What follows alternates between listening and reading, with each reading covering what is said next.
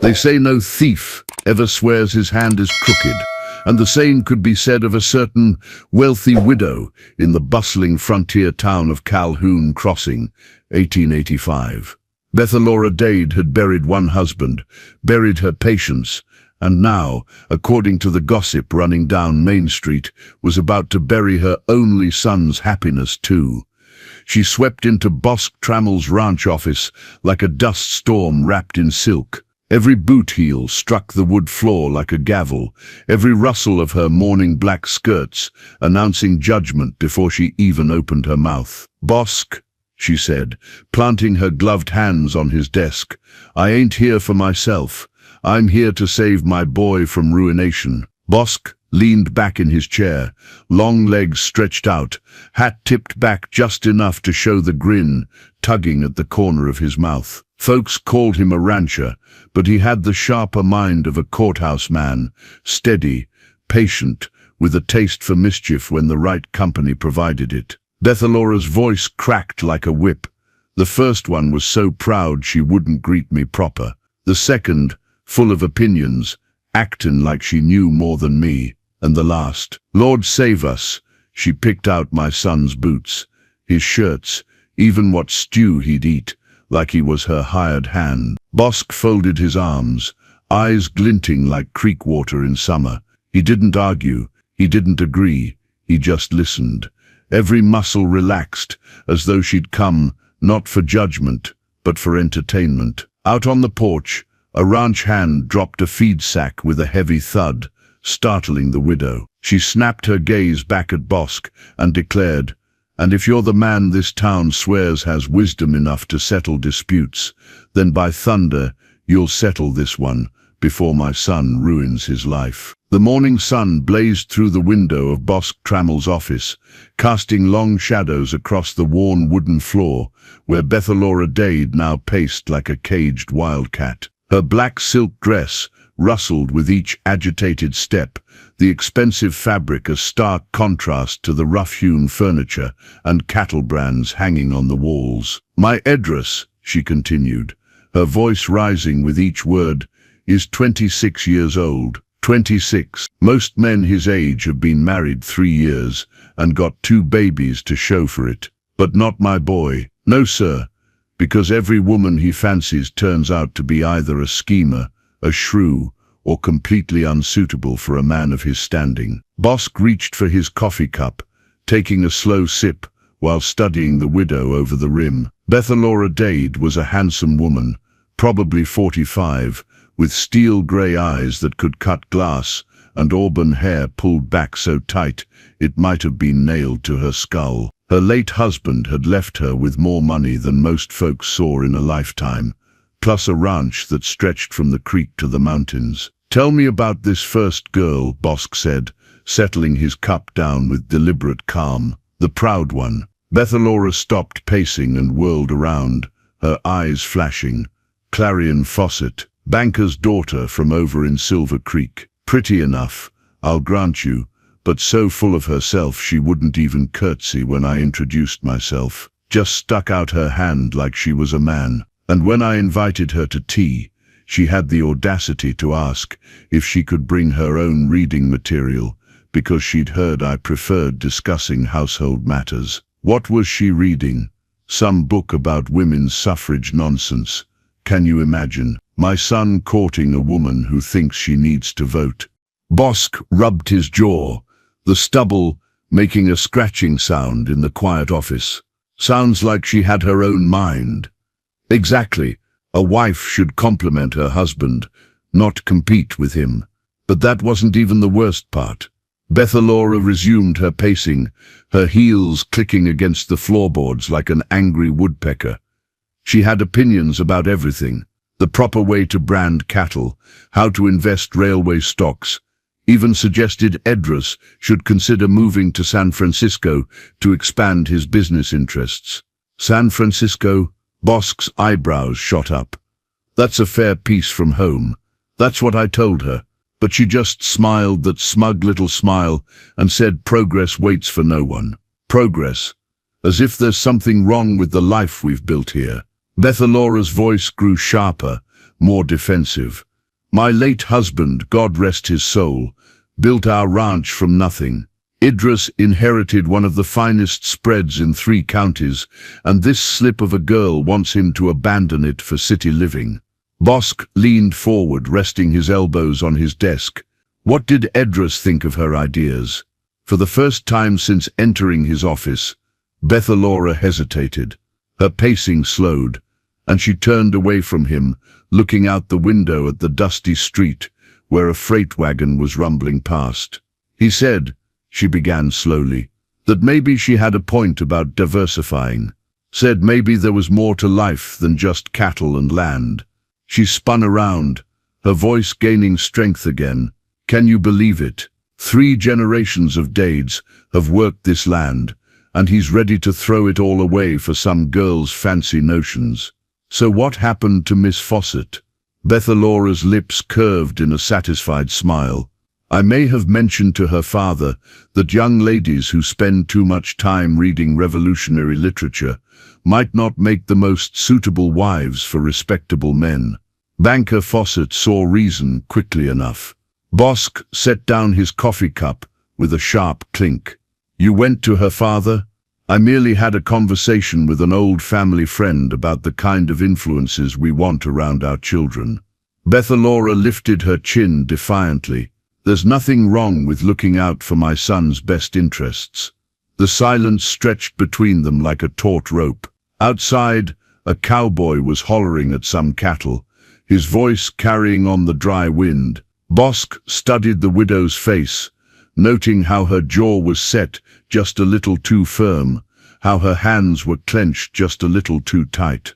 And the second girl? He asked finally. Bethalora's expression darkened like storm clouds gathering over the mountains.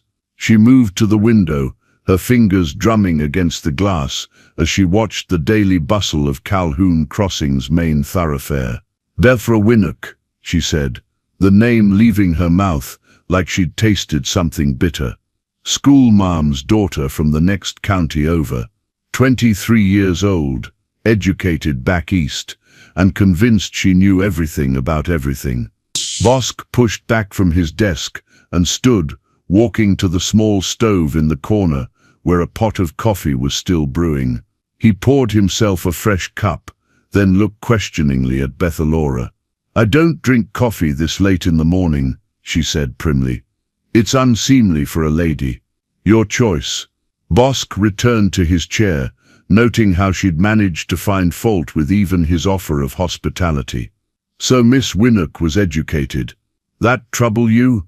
Education in a woman is fine, provided she knows when to use it and when to keep quiet. But Delphra? Bethalora turned from the window, her eyes blazing. The girl contradicted me at my own dinner table. I was telling a story about my late husband's business dealings. God knows I was there for every handshake and every contract, and she had the nerve to correct my arithmetic. Was she right? The question hung in the air like smoke from a pistol shot. Bethalora's mouth opened, then closed, then opened again. That's not the point, she said finally. The point is, a proper young lady doesn't embarrass her future mother-in-law in front of guests. She could have spoken to me privately if she noticed an error, but instead she announced to the entire table that I'd miscalculated the profit margins on a cattle drive from 1879. Bosk took another sip of coffee, his eyes never leaving Bethalora's face. What did your son say? Nothing. Absolutely nothing. Just sat there like a bump on a log while his intended humiliated his mother. Her voice rose with indignation. Then later, when I spoke to him privately about her behavior, he said I was being too sensitive. Too sensitive. Can you imagine? So you handled Miss Winnock the same way you handled Miss Fawcett? Bethalora's chin jutted out. I did what any loving mother would do. I protected my son from making a terrible mistake. How? I may have mentioned to the school board that hiring teachers who can't respect their elders might not set the best example for the children. Bosk set his cup down harder than necessary. You got her fired. I simply shared my concerns with the community. If the school board chose to act on that information, well, that's their prerogative. Bethalora smoothed her skirts, but her hands were trembling slightly. Besides, it wasn't entirely my doing. Others had noticed her forward manner. Others meaning you told them to notice. The accusation hung between them like a challenge. Bethalora's eyes flashed, but for the first time, she didn't have a ready answer. Bosk stood up slowly, his tall frame unfolding like a mountain cat stretching in the sun. He walked around his desk, stopping just close enough that Bethalora had to tip her head back to meet his gaze. "Mrs. Dade," he said, his voice soft, but carrying the weight of absolute certainty. "Perhaps you don't dislike those women so much as you dislike the fact that men often marry their mothers. Just asking." Bethalora's face went white, then red, then white again. "How dare you suggest?" "I'm not suggesting anything. I'm observing." Bosk crossed his arms, and suddenly his easygoing demeanor shifted into something sharper, more focused. "You want to know what I think. I think you're suffering from a very particular condition." "A condition?" She laughed, but the sound was brittle as autumn leaves. "Sir, I assure you, my health is perfectly. Look, you're suffering from stage 4 MILFs," Bosk said, his drawl slow and deliberate. "A condition boy mamas get when they can't let go of their sons." The words hit the room like a thunderclap. Bethalora's mouth fell open, her eyes wide with shock and outrage. For a moment, she looked as though she might faint, then as though she might slap him, then as though she might storm out entirely. "Stage 4 what?" she sputtered, her voice climbing toward a shriek. "Sir, you are talking pure nonsense. I have never heard such medical gibberish in all my life." But even as she protested, she didn't move toward the door. Instead, she stood there, chest heaving, eyes locked on his face with a mixture of fury and fascination. Bosk's grin widened. "Oh, it's a real condition, all right. Seen it plenty of times. Mothers who can't accept their boys have grown into men. Usually starts slow, just a little extra concern about who they're courting. Then it progresses to investigating every girl like she's a wanted criminal. Stage 4 is when you start sabotaging the relationships directly." "I do not sabotage. What would you call getting Miss Fawcett's father to discourage her interest, or getting Miss Winnock dismissed from her position?" Bosk shook his head, clucking his tongue like a doctor delivering a grim diagnosis. "Classic stage 4 symptoms, Mrs. Day. I've seen it before, and I'll see it again." Bethalora's hands were shaking now, whether from rage or something else entirely. You impossible man. Even if such a ridiculous condition existed, which it does not, I am simply looking out for my son's welfare. Any good mother would do the same. Any good mother would want her son to be happy, Bosk countered. Even if that meant letting him make his own choices, even if that meant letting him fail on his own terms. The challenge in his voice was unmistakable, and Bethalora rose to meet it like a mare responding to spurs. "Fail? You want me to let my son fail? I want you to let your son live." The afternoon sun had shifted, throwing new patterns of light and shadow across the office floor. Bethalora had finally taken a seat, not because Bosk had offered, but because her legs had given out from the shock of his audacious diagnosis. She perched on the edge of the chair like a bird ready to take flight, her black skirts spread around her like dark wings.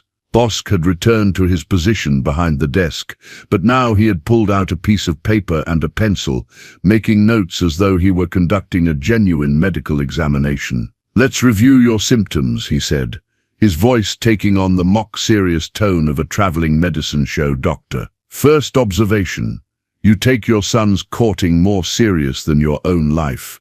"Of course I do," Bethalora snapped.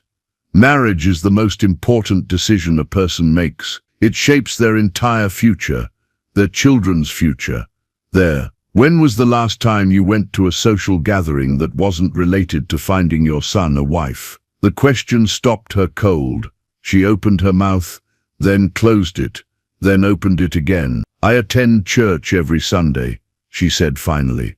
"To pray or to scope out the unmarried girls in the congregation?" Bethalora's face flushed. "Aye, both. Prayer and observation go hand in hand." Bosc made a note on his paper. "Symptom confirmed. Second observation. Your checklist for a potential daughter-in-law is longer than the town census. Any sensible person has standards. Tell me your requirements." Bethalora straightened, clearly relieved to be on familiar ground. "Well, naturally, she must come from a good family. Not necessarily wealthy, mind you, but respectable. No scandals, no questionable associations. She must be skilled in domestic arts, cooking, sewing, managing a household. She should be modest in dress and behavior, well-spoken but not opinionated, attractive but not vain, intelligent but not presumptuous." "How's her teeth?" Bosc interrupted. "Her teeth? You inspecting their teeth? Checking their bloodlines? Maybe examining their mothers to see how they'll age?" Bethalora's cheeks burned. "I simply believe in making informed decisions. You investigate these girls more thoroughly than the sheriff investigates cattle rustling." Bosc leaned forward, his pencil poised over the paper. "How many hours would you say you spend each week thinking about your son's romantic prospects?" "I don't spend hours. Yesterday alone, how much time?" Bethalora fidgeted with the lace on her gloves. "Well, there was the matter of the Henderson girl. I'd heard she was showing interest in Edras, so naturally I made some inquiries." "What kind of inquiries?" "I spoke to Mrs. Patterson, who knows the Henderson family well. Then I had tea with the minister's wife, to get her opinion on the girl's character. And I may have ridden past their farm to observe the general upkeep of their property." Bosc whistled low. "You rode surveillance on her family farm." "I was merely taking a ride. If I happened to notice whether they maintained their fences properly, that's just observational coincidence." Bosc wrote something down. "And what was your conclusion about the Henderson place?" Bethalora's voice grew triumphant. "Shabby. Absolutely shabby. The barn needs paint. Their vegetable garden was poorly planned, and I saw laundry hanging on the line at 3 o'clock in the afternoon. What kind of woman hangs washing so late in the day? Maybe one who had other work to do earlier, or maybe one who lacks proper domestic organization. A good wife plans her day efficiently. Laundry should be hung by 9 in the morning at the latest, giving it the full benefit of the sun." Bethalora was warming to her subject now, her earlier embarrassment forgotten. "And their chickens, scattered all over creation, instead of properly penned, shows a lack of discipline and attention to detail."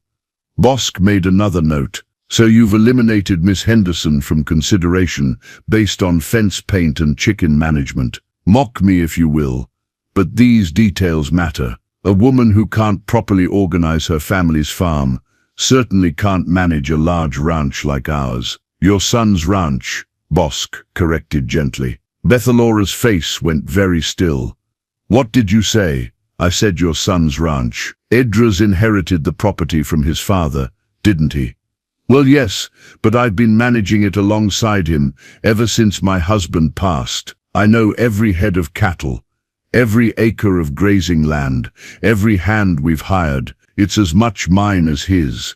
But legally, it belongs to Edras. Legally, perhaps, but, and when he marries, his wife will share in that ownership. Not you." The color drained from Bethalora's face as the implication hit home. She sank back in her chair, her hands clasping and unclasping in her lap. "I never thought of it that way," she whispered. Bosc's voice gentled.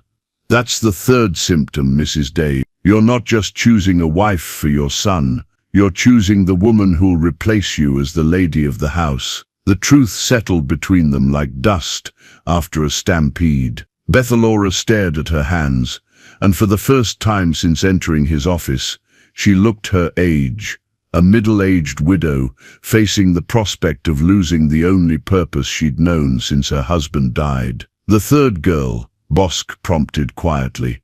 Tell me about her. Bethalora's voice was barely audible. Greta Vossler, seamstress in town. Pretty little thing, sweet as pie. Never contradicted anyone in her life. Sounds perfect for you.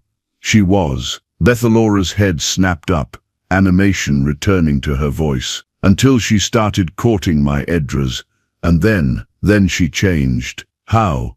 She began making decisions for him, small ones at first, suggesting he wear his blue shirt instead of his brown one because it brought out his eyes. Then bigger ones. She convinced him to hire her brother as a ranch hand without consulting me. She rearranged the furniture in our parlor because she said it would catch the light better. She even presumed to suggest changes to my late husband's study. Bosk was watching her carefully, his expression unreadable. Did Edras object to these changes? That's just it. He didn't. He went along with everything she said, like a dog following a bone. My independent, strong-willed son turned into a puppet, dancing to her tune. Or maybe, Bosk said slowly, he was happy to have someone care about the details of his life. Bethalora shot to her feet.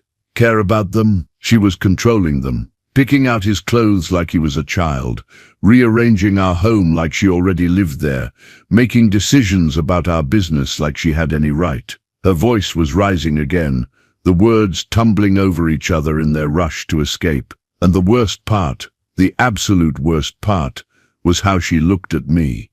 How did she look at you?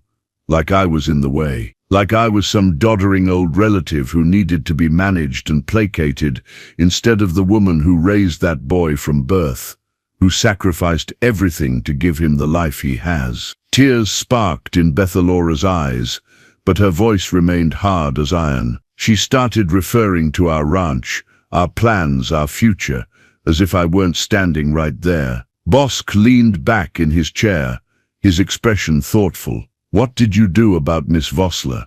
Bethalora's chin lifted.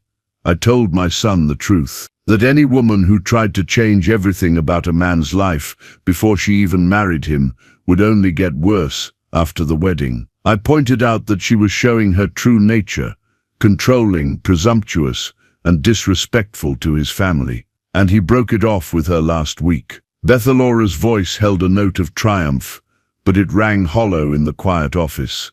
So you see, I was right to intervene. I saved him from a terrible mistake. Bosk was quiet for a long moment, rolling his pencil between his fingers. When he spoke, his voice was measured and careful. Mrs. Dad, can I ask you something? When your husband was courting you, what did your mother-in-law think of you? The question hit like a physical blow. Bethalora went very still, her face cycling through several emotions before settling on something that looked almost like pain. She didn't approve, Bethalora admitted quietly. Said I was too headstrong, too opinionated. Said her son needed a more biddable wife. How did that make you feel? Furious, hurt, like nothing I did would ever be good enough for her precious boy. Bethalora's voice was barely above a whisper now. She made those early years of my marriage very difficult. Every suggestion I made, she found fault with. Every change I wanted to make to the house, she opposed. It took years before she finally accepted that I wasn't trying to steal her son. I was trying to build a life with him. And now, the words hung in the air like an accusation. Bethalora's eyes widened as understanding dawned, her face going pale as flour. No, she whispered. No, it's not the same thing at all. I'm trying to protect Edras from making a mistake. His mother-in-law was just trying to protect her son from making a mistake. The parallel hit home with devastating clarity. Bethalora swayed slightly in her chair, one hand pressed to her throat, as though she couldn't quite catch her breath. But that's different, she said, her voice desperate now. I know what's best for Edras. I've watched him his whole life, seen what makes him happy, what hurts him. These girls don't know him the way I do. Bosk leaned forward, his voice gentle but implacable. Mrs. Dad, that's exactly what every mother tells herself, right up until she drives away the one woman who could make her son truly happy. The clock on Bosk's wall chimed 2 o'clock, its brass pendulum catching the afternoon light as it swung back and forth. Bethalora sat in stunned silence, her earlier fire dimmed to smoldering embers. The comparison to her mother-in-law had shaken her more than she cared to admit. Finally, she straightened her shoulders and fixed Bosk with a look that could have frozen July. "Fine," she said, her voice clipped and controlled. "Humor me.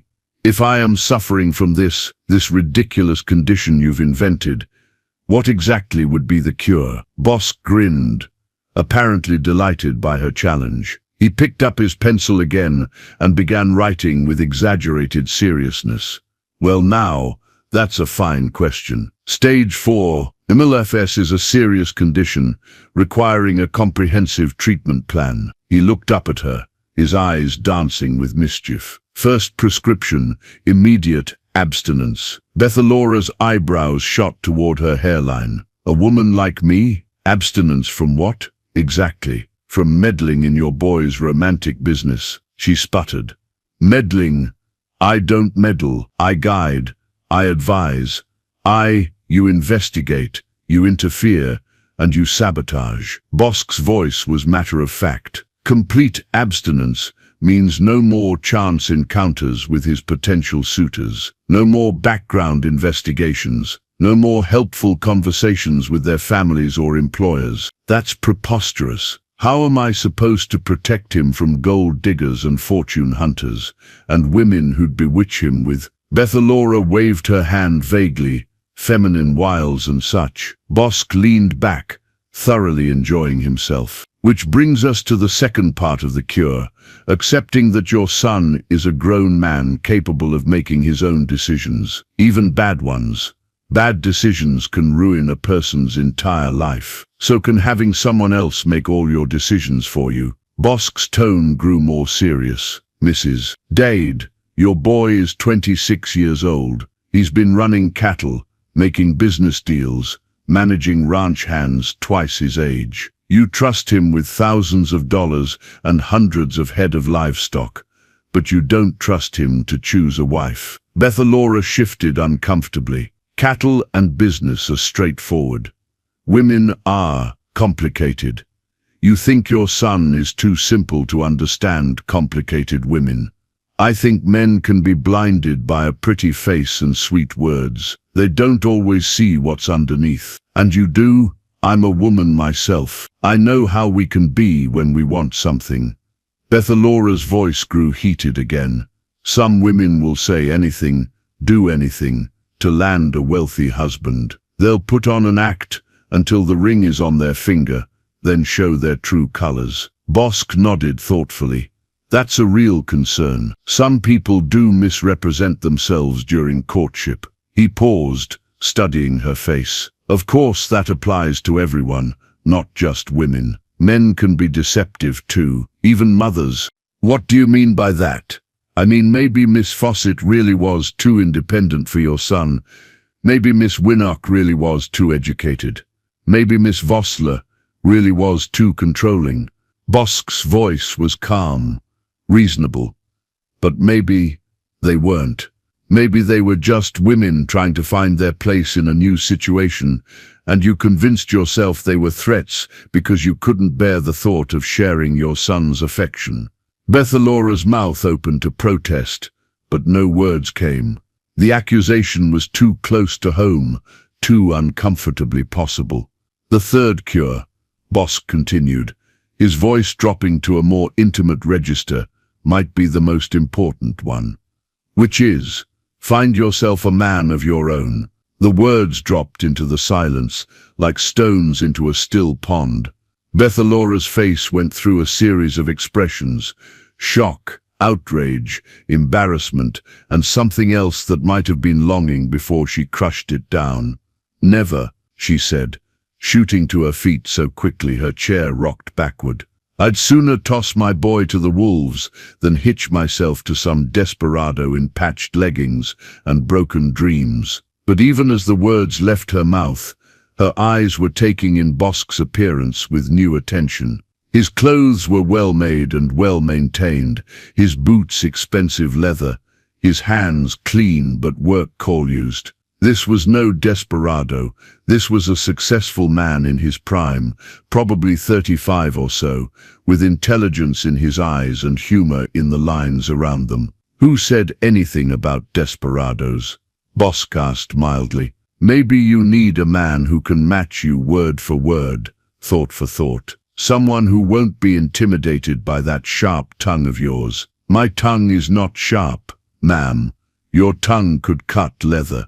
Despite herself, Bethalora felt her lips twitch toward a smile. She quickly suppressed it, drawing herself up to her full height. Even if I were interested in remarrying, which I am not, it would be unseemly. My husband has been gone barely 3 years. People would talk. People are already talking about how you're driving away every woman who looks twice at your son. Which kind of talk would you rather have following you around? The logic of it was maddening, partly because it made sense. Bethalora began pacing again, her mind racing through possibilities and objections with equal speed. Besides, Bosk added casually, seems to me a woman who's been properly loved might have more sympathy for a man wanting to find that same happiness. Bethalora whirled around. Are you suggesting I didn't love my husband? I'm suggesting maybe you loved him so much, you're afraid to love again, and maybe that fear is making you want to keep your son close so you won't be alone. The accusation hit its mark with devastating accuracy. Bethalora's breath caught, and for a moment her carefully constructed composure cracked completely. The vulnerability in her eyes was quickly masked, but not before Bosk saw it. You don't know anything about my marriage, she said quietly, dangerously. You're right, I don't. But I know what loneliness looks like, and I know what fear looks like, and Mrs. Dade, you're wearing both of them like a second skin. The silence that followed was heavy with truth. Neither of them wanted to examine too closely. Outside, a dog was barking at something, and the sound of wagon wheels on dirt drifted through the window. What happens if I don't take your cure? Bethalora asked finally. Bosk's expression grew serious. Stage 5. Which is, either your son marries a woman you choose and resents you for the rest of his life, or he ends up alone with nobody for company but his dear old mother. Bosk paused, letting the words sink in. Either way, you both lose. The shadows had grown longer, stretching across the office floor like dark fingers reaching toward the two combatants. Bethalora stood by the window again, her reflection ghostly in the glass, as she stared out at the street where ordinary people went about their ordinary lives. None of them, she was certain, facing anything as complicated as her current predicament. This is all very amusing, she said, her voice steady but lacking its earlier fire. But you're overlooking one crucial fact, which is, I know my son better than any of these girls ever could. I've been with him through every fever, every broken bone, every disappointment and triumph of his life. I know what makes him laugh, what keeps him awake at night, what he needs to be happy. She turned from the window, her eyes fierce with maternal certainty. These girls see a handsome face and a prosperous ranch. I see the boy who used to have nightmares about thunderstorms and the man who still checks on his horses personally every night before bed. Bosk nodded slowly. That's true love, Mrs. Dade, no question about it. Then how can you sit there and tell me I should step aside and let some stranger claim him? Because loving someone means wanting what's best for them, even when it hurts you, even when it means losing them. Bethalora's laugh was bitter, easy words from a man who's never raised a child. Have you ever loved anyone enough to sacrifice everything for them? The question hung in the air like smoke from a gunshot. Bosk's easy manner faltered for the first time since she'd entered his office. His jaw tightened, and something painful flickered across his face before he could hide it. I had a wife once, he said quietly. Lost her in childbirth, along with our baby girl, 7 years ago now. Bethalora's hand flew to her throat. Oh God, I'm so sorry. I didn't know. No reason you should. Point is, I understand love that makes you want to protect someone from the whole world. I also understand what it means to lose that love and have to figure out how to keep living afterward. The admission changed everything. Suddenly Bethalora wasn't facing a smug bachelor dispensing unwanted advice, but a man who understood loss, who knew what it meant to have your entire world rearranged by forces beyond your control. "How do you bear it?" she asked softly. "The loneliness, some days better than others. But I learned something important. Love isn't meant to be hoarded. It's meant to be shared, passed along, given freely, even when you're not sure it'll be returned." Bethalora moved back to her chair, sitting down heavily as though the weight of the conversation had exhausted her. "I'm not ready to let him go," she admitted. "He's all I have left of my husband, all I have left of the life I built. When he marries and starts his own family, what becomes of me? Maybe that depends on the choices you make now." Bosk's voice was gentle but firm. "You could fight every woman he brings home until he finally gives up on marriage altogether and stays tied to your apron strings. You'd have him close, but you'd also have his resentment and eventually his hatred. He could never hate me. I'm his mother. Mrs. Dade, I've seen plenty of sons who grew to hate their mothers. Usually starts with resentment over a lost love, then builds into anger over a stolen life.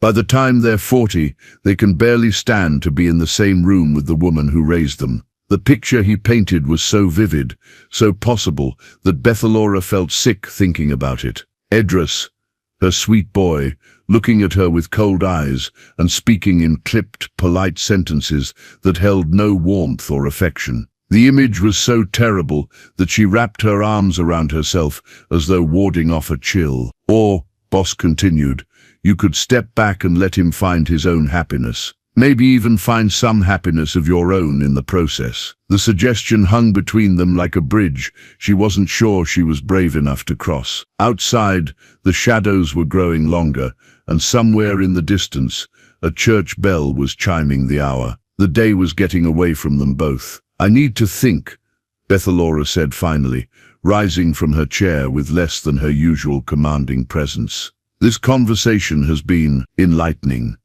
"Take all the time you need," Bosk said, standing as well. "But Mrs. Dade, your son's happiness doesn't have to mean your misery. Sometimes the best cure for loneliness is taking a chance on not being lonely anymore." As she reached the door, Bethalora paused, her hand on the handle. Without turning around, she said, "That condition you diagnosed me with, MILF, what does it stand for?" Bosk's grin was audible in his voice. "Mothers in love with first sons." Bethalora's shoulders shook, whether with laughter or outrage, he couldn't tell. Without another word, she swept out of his office, leaving only the faint scent of lavender and the echo of her retreating footsteps. 3 weeks later, Bethalora Dade sat in her parlor like a general surveying a battlefield after defeat. The telegram in her hands had been delivered that morning, and she'd read it so many times the paper was soft with handling.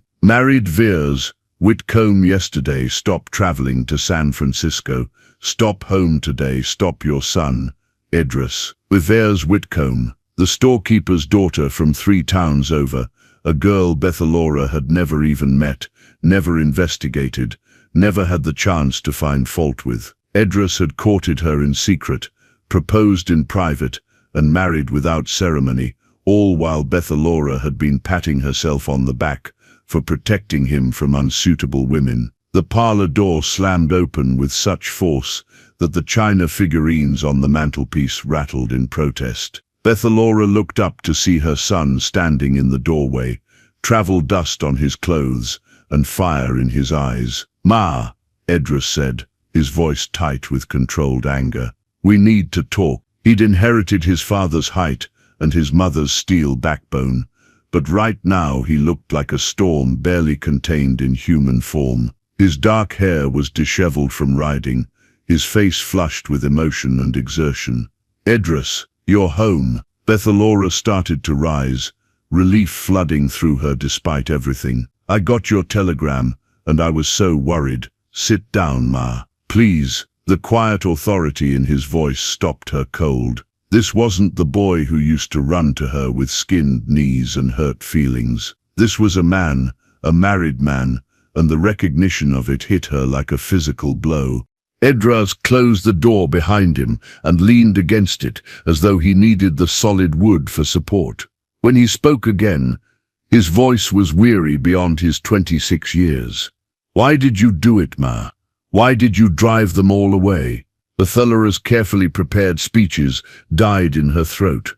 Looking at her son's face, really looking at it, she saw exhaustion, hurt, and something else that made her stomach clench with dread. Disappointment. "I was protecting you," she whispered.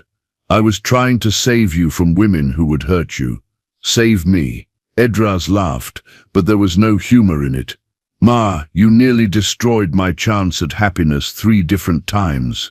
Clarin was the smartest, kindest woman I'd ever met, but you convinced her father I wasn't serious about her. Delphra could make me laugh until my sides ached, but you got her fired and run out of town. And Greta," his voice caught. "Greta loved me enough to put up with your coldness for months, but even she finally couldn't take it anymore. They weren't right for you. According to who?" Edras pushed off from the door, moving closer to where she sat. "According to you? Ma, you didn't even try to know them. You just decided they were threats and went to work destroying them." Bethelara felt tears prick at her eyes. "I was sure you'd thank me eventually. When you found the right woman, I did find the right woman. 3 times, and you chased them all away." Edras knelt beside her chair, taking her hands in his work-roughened ones. "Ma, I love you. You raised me, sacrificed for me, gave me everything you had, but you nearly cost me the chance to love someone else." "How did you meet her?" Bethelara asked quietly. "This, Ivaris?" Edras' face transformed, worry giving way to a smile that lit him up from the inside. "At the county fair in Millerville, she was judging the pie contest, and I was there with some cattle. She was so fair and serious about it, tasting every entry and making notes like she was deciding matters of state." Despite her hurt, Bethelara felt her lips twitch. Did she at least give good scores to the deserving pies? Best judge they ever had. Even told Mrs. McKinnon her crust needed more salt, which was the first honest criticism that woman had heard in 20 years. Edras grinned. "Ivaris doesn't suffer fools, Ma. She would have gotten along with you just fine if you'd given her the chance. Why didn't you bring her to meet me?" Edras's expression sobered. "Because I was afraid. After what happened with Clarin and Delphra and Greta, I couldn't bear the thought of watching you find fault with another woman I loved." The admission hung between them like a confession. Bethelara felt something crack open in her chest, not breaking, but shifting, like ice beginning to thaw. "So you married her without telling me?" "I married her because I couldn't risk losing her, because I finally realized that if I waited for your approval, I'd be waiting forever." Bethelara closed her eyes, feeling the weight of her own mistakes settling around her like a heavy coat. When she opened them again, Edras was watching her with concern, not anger. "Are you happy?" she asked softly. "Happier than I've ever been in my life." "Then, I suppose," she said slowly, "I owe you an apology, and probably owe those other girls the same." Idris squeezed her hands. "I know you thought you were doing what was best for me, but I need you to understand. I'm not your little boy anymore. I'm a married man with a wife who's depending on me to put her first, just like Pa put you first when you married him." The parallel struck home with gentle force. Bethelara remembered those early days of marriage, the uncertainty and hope, the need to feel chosen and protected. She'd been so busy protecting her son that she'd forgotten what it felt like to need protection herself. "What now?" she asked. "Now you let me be a husband. And maybe," Idris hesitated, then forged ahead, "maybe you think about what Bosk Trammell suggested." Bethelara's eyes flew wide. You know about my conversation with him? Ma, this town's smaller than you think. Half the people on Main Street heard you hollering about stage 4 medical conditions. The other half have been asking Bosk what MILFs means. For the first time in weeks, Bethalora felt her cheeks warm with something other than anger. Oh Lord, I must be the laughing stock of the county. Actually, most folks think it's the funniest thing they've heard all year. And Bosk's been defending you, saying you're just a mother who loves her son too much to let go easy. Bethalora looked up at him sharply. He's been defending me? Every chance he gets might be worth considering, Ma. Bosk Trammell is a good man, and he seems to understand you better than most. As Edras left to tend to his horses and prepare for his return to his bride, Bethalora sat alone in her parlor, truly alone for the first time in years. The silence felt different now, not empty, but full of possibility. 2 months later, Bethalora stood in front of her bedroom mirror, adjusting the blue silk dress she'd ordered from San Francisco. It was the first time she'd worn anything but black since her husband's funeral, and the change was startling. The color brought out her eyes and softened the harsh lines that grief and worry had etched around her mouth. Tonight, she was having dinner with Bosk Trammell, not to discuss her son's love life, not to seek his counsel about ranch business, but simply because a woman of 45 had finally remembered what it felt like to want a man's company for her own sake. Their courtship had been as unconventional as their first meeting. Instead of flowers and poetry, Bosk had brought her books, novels by authors she'd never read, essays about places she'd never seen. Instead of taking her on proper carriage rides, he'd challenged her to horse races across his property. Instead of speaking sweetly of her virtues, he continued to tease her about her recovering condition, while praising her sharp mind and sharper tongue. For the first time in years, Bethalora felt alive in her own skin, instead of just existing in her role as mother and manager. The sound of horses in the drive interrupted her thoughts. Edras had returned from San Francisco with his bride, and judging by the commotion outside, he'd brought company. Bethalora took a deep breath, smoothed her skirts, and went downstairs to face whatever reunion awaited. The front door burst open before she could reach it, and Edras strode in with a woman on his arm, who could only be Avares. She was tall for a woman, with intelligent grey eyes and auburn hair that caught the lamplight. Pretty, but not breathtakingly so, the kind of beauty that came from character rather than mere features. "Ma," Edras said, his voice carefully neutral, "I'd like you to meet my wife, Avares Whitcomb." Avares stepped forward with a smile that seemed genuinely warm, despite the obvious tension in the room. "Mrs. Dade, I'm so pleased to finally meet you. Edras has told me so much about you. All of it terrible, I'm sure," Bethalora said, then caught herself. The old defensive pattern felt wrong now, like putting on clothes that no longer fit. "I apologize. What I meant to say is, welcome home, both of you." Avares' smile widened. "Actually, he's told me how much he admires your strength and intelligence. He said you built much of what he inherited through your own hard work and wisdom." The compliment was so unexpected that Bethalora felt tears threaten. "That's very kind of you to say. It's the truth." Avares glanced around the parlor, taking in the careful arrangements and obvious prosperity. "I hope you'll teach me about managing a household like this. I'm afraid my experience is rather limited to storekeeping and pie judging." The self-deprecating humor caught Bethalora off guard, and despite herself, she felt her lips curve upward. "I heard you gave Mrs. McKinnon her first honest critique in 20 years. Someone had to tell her about the salt. Her husband was too kind, and everyone else was too afraid." Before Bethalora could respond, footsteps on the front porch announced another arrival. The door opened to reveal Bosk Trammell, hat in hand, and that familiar grin lighting up his face. "Evening, folks," he said. Then his gaze found Bethalora in her blue dress, and his grin softened into something warmer.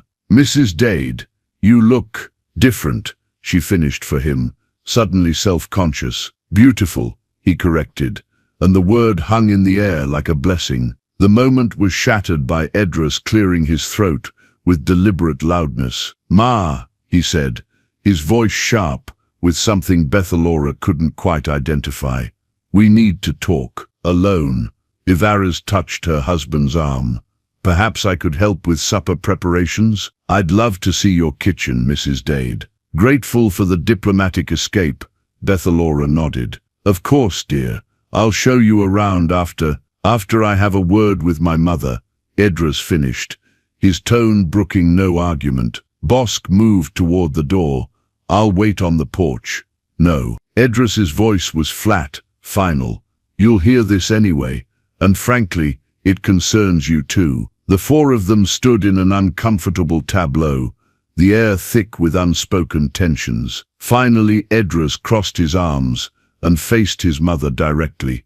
What exactly is going on between you and Bosk? The question was blunt as a hammer blow. Bethalora felt her cheeks burn, but something in her son's tone, disapproving, almost accusatory, raised her hackles. I fail to see how that's any of your business. You're my mother. He's our neighbor. Everything you do reflects on our family name. The way everything you do reflects on mine. The retort was out before she could stop it, sharp and pointed as an arrow. Edras's eyes flashed, and suddenly the careful politeness between them evaporated. That's different, and you know it. How is it different? Because you're a widow. You're supposed to honor Pa's memory. Not. He gestured helplessly at her blue dress, at Bosk, standing quietly by the door. Whatever this is, Bethalora felt something snap inside her chest, not breaking, but straightening, like a spine that had been bent too long, finally standing upright. I honored your father for 3 years, Edras. 3 years of black dresses and empty beds, and organizing my entire life around being your mother, instead of my own woman. I think that's enough mourning for any man, even one as good as your father. People will talk. People talked when you married a girl I'd never met. People talked when Clarine Fawcett left town suddenly. People talk about everything in this county. It's their primary entertainment. Bethalora's voice was rising, but it was anger born of clarity, not confusion. I've spent my whole adult life worrying about what people would say. I'm 45 years old, Edras. How much more of my life am I supposed to waste on other people's opinions? Edras looked stunned, as though his gentle mother had suddenly sprouted claws. But what would Pa think? Your father would think I'd been alone long enough. Bethalora's voice broke slightly. He'd want me to be happy, the same way I want you to be happy with Ivaras. It's not the same thing. It's exactly the same thing. The words exploded out of her with such force that even Bosk straightened in surprise. You want me to support your choice to marry for love, but you can't support mine? You want me to accept that you're a grown man capable of making his own decisions, but you can't accept that I'm a grown woman capable of doing the same. The accusation hung in the air like a thunderclap. Edras opened his mouth, then closed it, clearly struggling with the logic of his mother's argument. Bosk stepped forward, his voice calm but firm. Edras, your mother's been living for you for 3 years. Maybe it's time to let her live for herself. You stay out of this. No. Bethalora's voice cut through the tension like a blade. He won't stay out of it, because he's right, and because I'm tired of letting fear make my decisions for me. She moved to stand beside Bosk, not quite touching him, but close enough that her intent was unmistakable. Your father was a good man, Edras, but he's gone. I'm not gone. I'm standing right here, and I'm telling you that I care about this man, and he cares about me, and that's all the permission I need from anyone. Edras looked between his mother and Bosk, his face cycling through anger, confusion, and something that might have been grief, for the simpler time when his mother's world revolved around him. Fine, he said finally, his voice tight. But don't expect me to celebrate this. Don't expect me to call him Pa, or welcome him into our family like he belongs there. I don't expect anything from you, except basic politeness, Bethalora replied. The same courtesy I'm extending to your wife, despite the fact that you married her, without giving me the chance to know her. The comparison hit home. Edras's face flushed, and he looked at Avares, who had been watching the exchange with wide eyes. That's different, he said, but the conviction was gone from his voice. How? Bethalora asked gently. How is it different, son? Edras struggled for an answer, then finally looked at his wife. Avares moved to his side, slipping her hand into his. Maybe, Avares said quietly, it's not different at all. Maybe we've both been selfish, wanting the people we love to stay the same while we change. The insight from the new daughter-in-law was like cool water on a burn. Idris looked at his wife, then at his mother, then at Bosk, who had remained silent through the entire confrontation. I don't want to lose her, Idris admitted, the words coming out like a confession. She's been everything to me since Pa died.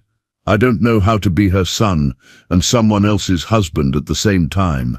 You don't stop being my son when you become her husband, Bethalora said gently. Just like I don't stop being your mother when I become his wife. The word hung in the air like a promise. Bosk's eyes found hers, and she saw something there that made her heart flutter like a girl's. Wife? Idris repeated, his voice cracking slightly.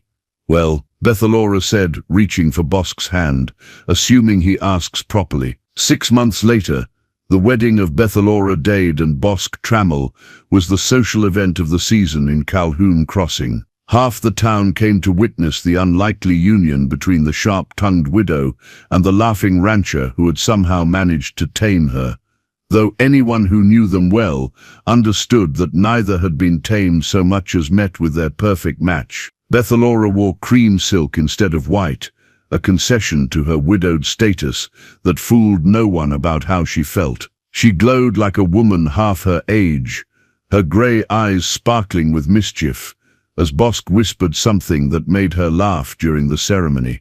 Do you, Bosk Trammell, take this woman to be your wife, in sickness and in health, for better or worse, for richer or poorer, as long as you both shall live? I do, Bosk said, his voice carrying clearly across the packed church, especially if she promises to keep her stage 4 condition in permanent remission. The congregation erupted in laughter, and even the minister had to pause to collect himself. Bethalora's face flushed pink, but she was grinning too widely to maintain any pretense of offense. Do you, Bethalora Dade, take this man to be your husband, to love, honor, and cherish, as long as you both shall live? I do, she replied, her voice strong and clear, assuming he promises to keep diagnosing my imaginary medical conditions for the rest of our lives. Deal, Bosk said, and kissed her before the minister could pronounce them married. In the front pew, Idris sat with Avares, his earlier reservations having melted away over the months of watching his mother bloom like a flower, finally given proper sunlight. Avares had proven as wise as she was kind, gradually winning over both mother and son with her gentle humor and genuine affection. She'd also turned out to be a formidable ranch manager in her own right, bringing organizational skills learned from storekeeping to the business of cattle and land. The reception was held at the combined properties, what folks had already started calling the Trammell-Dade spread, though Bethalora had insisted on keeping her late husband's name out of respect and stubbornness in equal measure. Look at her, Avares murmured to her husband as they watched Bethalora dance with her new spouse. I've never seen anyone so happy. She deserves it, Idris replied, surprising himself with how much he meant it. She gave up everything for me after Pata died. Time she got something back. Their conversation was interrupted by Bosk approaching their table, slightly out of breath from dancing, but grinning like a man who'd just struck gold. Idris, Avares, he said, executing a theatrical bow. I wanted to thank you both. For what? Idris asked. For sharing your mother with me, And Avares for talking sense into this stubborn son of hers when he was being as pig-headed about his mother's happiness as she used to be about his. Avares laughed. I just reminded him that love multiplies, it doesn't divide. He has enough room in his heart for both a wife and a happy mother. Wisdom beyond your years, Bosk said, then lowered his voice conspiratorially. Though between you and me, I think your mother-in-law's going to keep us all on our toes for years to come. As if summoned by their conversation, Bethalora appeared at Bosk's elbow, her face flushed from dancing, and her eyes bright with champagne and happiness. What are you men plotting over here? Just discussing your remarkable recovery, Bosk replied, slipping an arm around her waist. Fastest cure from stage 4 MILFs I've ever witnessed. Stop calling it that, Bethalora protested, but she was laughing. People are going to think it's a real medical condition. Who says it isn't? Idris interjected, raising his glass. To Dr. Trammell, the finest veterinarian and marriage counselor in 3 counties. I never claimed to be either, Bosk protested. You cured my mother of terminal meddling and convinced her to marry you in the process, Idris replied. If that's not professional competence, I don't know what is. 1 year later, the cry of a newborn filled the Trammell house on a crisp October morning, bringing both families running from their various tasks. Bethalora, exhausted but radiant, held her son, Carlin Trammell, while Bosk paced beside the bed like an anxious mountain cat. He's perfect, Avares breathed, leaning over to get a better look at her new brother-in-law. Look at those little hands. He's got his father's chin, Idris observed, grinning at Bosk's obvious nervousness. And knowing his mother, probably his father's stubborn streak too. Let's hope he doesn't inherit his mother's talent for medical diagnoses, Bethalora said, looking fondly at her husband. One doctor in the family is quite enough. Bosk finally sat down on the edge of the bed, carefully taking his son from his wife's arms. The baby was so small, so perfect, that for a moment the usually eloquent rancher was struck speechless. You know what this means, don't you? He said finally, looking up at Bethalora with eyes full of wonder and mock concern. What? In about 25 years, you're going to have to resist the urge to meddle in this boy's love life. Bethalora's laugh rang out clear and bright. Are you suggesting I might suffer a relapse of my condition? I'm suggesting, Bosk said, leaning down to kiss her forehead, that by then you'll have learned the difference between loving someone and needing to control them. And if I haven't, then I'll just have to diagnose you all over again. Idris shook his head, grinning despite himself. Poor kid doesn't stand a chance with you two as parents. He'll stand every chance, Bethalora corrected, her voice soft with newfound wisdom. Because we'll love him enough to let him make his own mistakes, find his own happiness, and choose his own path. As if he understood the promise, baby Carlin opened his tiny eyes and looked directly at his mother, his gaze solemn and alert. In that moment, Bethalora felt the last of her old fears dissolve. This child would never suffer from her need to control and manage and protect beyond reason. This child would be loved, guided when necessary, and trusted to become the man he was meant to be. Outside, the sun was setting over the combined ranches that had become one of the most prosperous spreads in the territory. Edras and Avares had brought innovation and energy to the business, while Bethalora and Bosk had contributed experience and capital. The partnership had succeeded beyond anyone's expectations, proving that sometimes the best families are built by choice rather than obligation. 5 years later, on a warm spring evening, the entire extended family gathered on the porch of the main house to watch 5-year-old Carlin attempt to rope a patient old dog who had long since learned to dodge the boy's inexpert throws. Edras and Avares' twin daughters, 3-year-old Zelfa and Frona, toddled around the yard in pursuit of chickens that were far too quick for chubby legs to catch. Bethalora sat in her favorite chair, mending a small shirt while keeping one eye on the children and the other on her husband, who was teaching Carlin the finer points of loop management. "You're spoiling him," she called out, but without any real criticism in her voice. "Someone has to," Bosk called back. "His mother's too strict." "His mother is perfectly reasonable," Bethalora protested, then paused as she caught herself falling into their familiar banter. Some things, she reflected, never changed, and thank God for it. Avares appeared with a tray of lemonade, her face glowing with the contentment of a woman whose life had turned out better than her wildest dreams.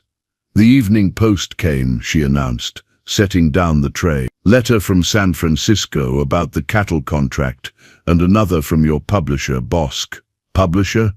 Edras looked up with interest. "What's this about a publisher?"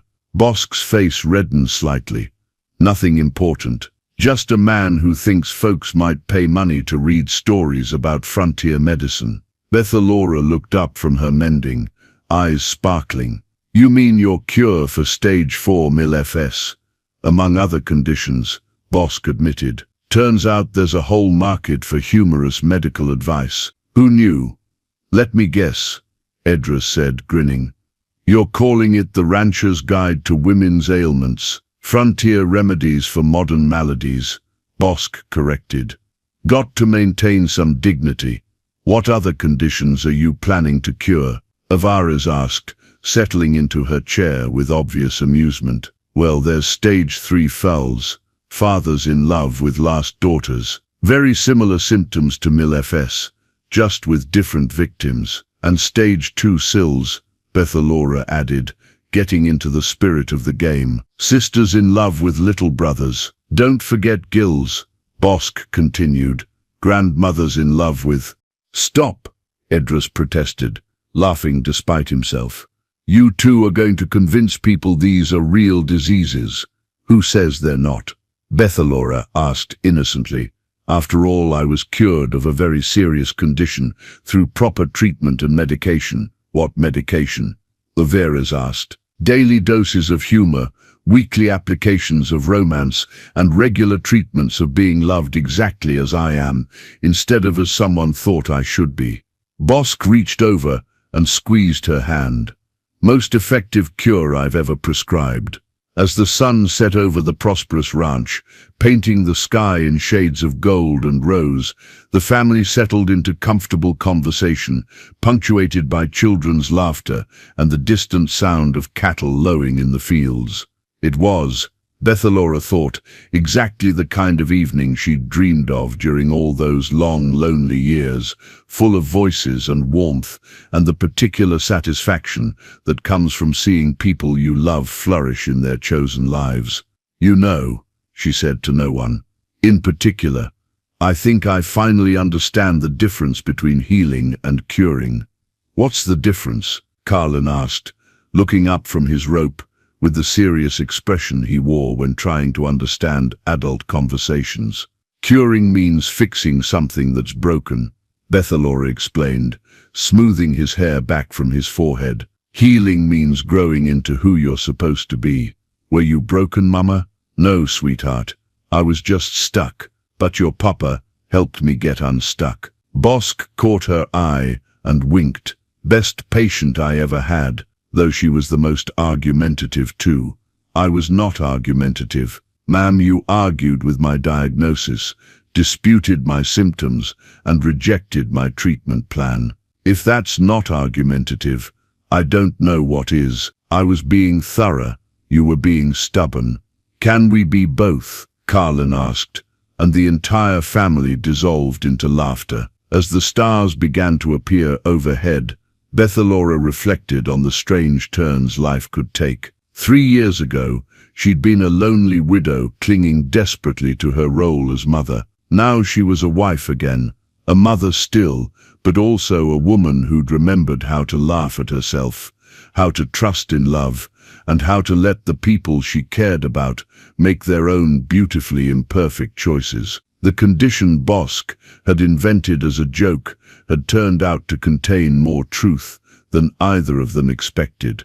But the cure, laughter, love, and the courage to begin again had proven more powerful than any medicine. In the distance, a night bird called to its mate, and the sound carried on the warm wind like a blessing over the ranch where 4 adults and 3 children had learned that families aren't just born, they're built, one choice at a time, one heart at a time, one healing at a time, and sometimes, if you're very lucky and very brave, they're built with enough love to go around for everyone.